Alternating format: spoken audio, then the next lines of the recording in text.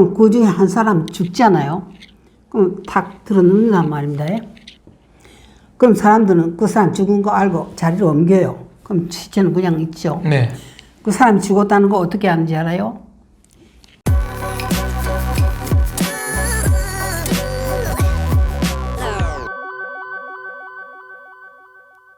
박정희와 김일성을 비교하자면은 어떻게 평가하시겠습니까? 박정희와 김일성. 박정희는 진짜로 내적을 위한 대통령이었고, 오직 나는 조국을 위하여. 김일성이도 목표는 그렇게 걸었었다. 그러나 무엇인가 자기의 권력을 위해서 모든 것을 집중시켰다. 그저 제일 처음에 이렇게 그거 했을 때, 북한으로 들어왔을 때, 원래 김일성은 자기가 북한의 그 통수자가 되려고 생각도 못 했어요. 소련 대위 계급장 달고 왔죠. 나이도 어렸고. 나이 너무 어렸거든요.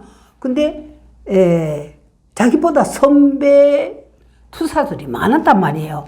원래 김일성이랑으로도 진짜 백이 김일성이 아니거든요. 이 사람이. 진짜 김일성이 따로 있었단 말이에요. 네, 김경천 장군도 있고, 뭐. 김일성이라는 사람을 그 동경하다가 그 자기가 김일성이라고 했지. 근데 김일성이는 뭐랄까 그 자기가 상상도 못한 게 이 마지막에 2차 대전 끝날 때 일본군에게 쫓겨서 자기네 그룹파가 그 소련 영토로 들어갔거든요.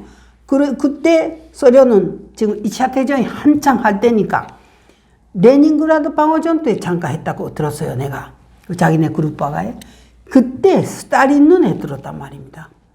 스탈린이 김일성이는 원래 체격도 건장하고 인물도 잘났잖아요. 그렇기 때문에 애국 대표단들이랑 와서 사진 탁 찍으면 김일성이는 탁 그림이 된단 말이에요. 그렇죠. 키도 크고 뭐 미남인 건 인정합니다. 인물도 잘나고 목소리도 우렁우렁하고 그렇잖아요.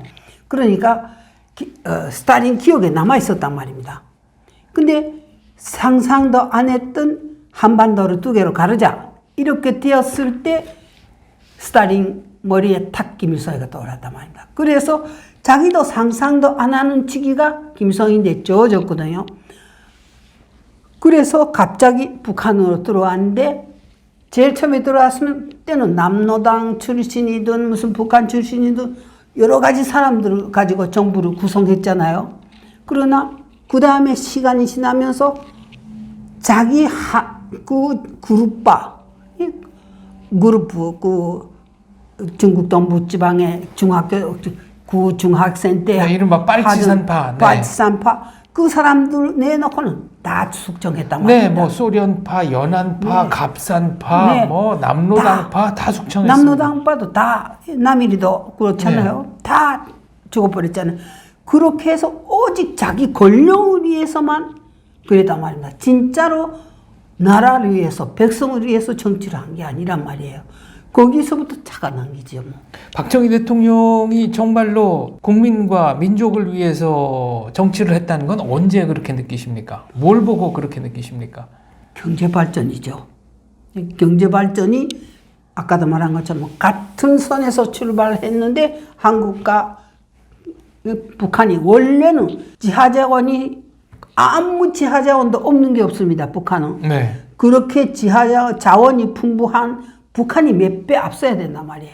그런데 몇 배인 게 아니라 몇십 배, 몇백 배가 지금 차이 났는지도 모르겠나요? 한국이 올라섰잖아요. 그것은 정치의 차이란 말입니다. 어떤 사람들은 박정희 대통령이 탁월해서 경제 발전한 게 아니고 국민들이 똑똑해서 뭐 누가 지도자를 했더라도 경제 개발은 했을 것이다. 이렇게 주장하는 사람도 있습니다. 아닙니다.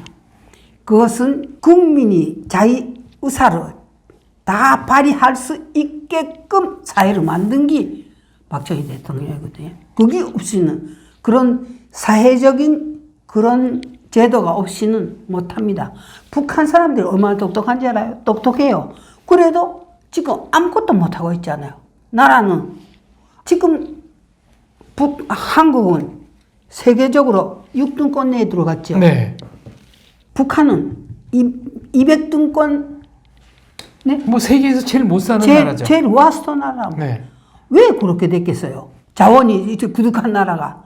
그게 정치의 차이라는 게입니다. 어떤 사람들은 또 박정희 대통령이 경제 개발을 한 거는 사실이지만 권위주의적인 정부였고 국민들의 자유를 상당히 제한했다 이런 얘기를 합니다. 상당히 제한했을까요?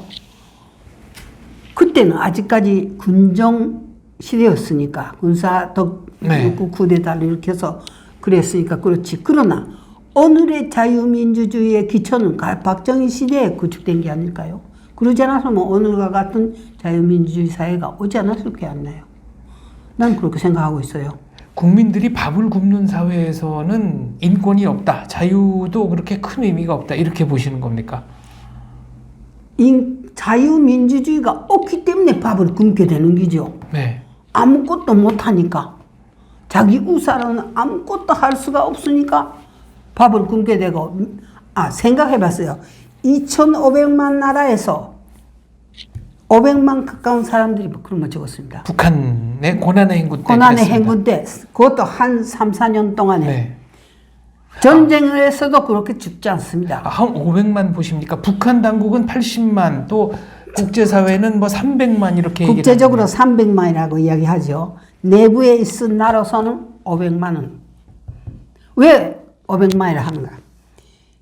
북한의 간부들이 나를 보고 뭐라 하는가? 당회의로 소집하지 못할 정도로 죽었다, 사람들이. 당회의라는 거 당원들의 무슨 50% 이상이 참가해야 회의가 수립된다, 이런 게 있잖아요. 형성된다. 네. 정족수를 채워야 되니까. 그렇죠. 네. 그 출석수를 채워야만 회의를 할 수 있으니까 그 당회의를 하지 못할 정도 사람이 죽었단 말입니다. 아니, 그러면은 인구의 5분의 1이 죽었다는 얘기인데. 그렇죠. 사방에 깔린 게 시체였으니까요.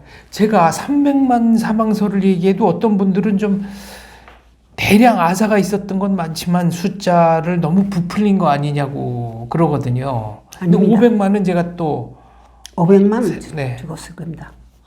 그 외에 도시부는, 큰 도시는 경찰이 시체를 밤사이에 다 없애려 합니다. 그 사람들이 낮에 보지 못하게.